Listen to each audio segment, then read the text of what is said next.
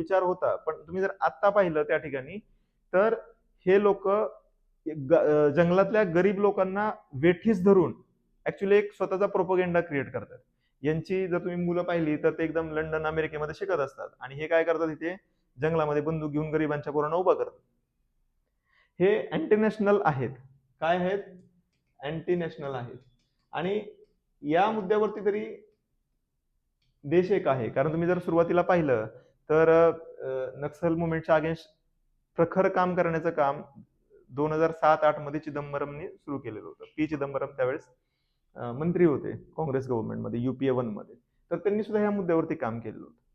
आणि आत्ताचं गव्हर्नमेंट आहे ते सुद्धा या मुद्द्यावर काम करते. काही दिवसामागे तुम्हाला एक न्यूज आलेली होती की महाराष्ट्रामध्ये काही नक्षलवाद्यांनी सरेंडर केलं आणि ते सरेंडर घेण्यासाठी आपले जे माननीय मुख्यमंत्री आहेत देवेंद्र फडणवीस प्रेझेंट होते.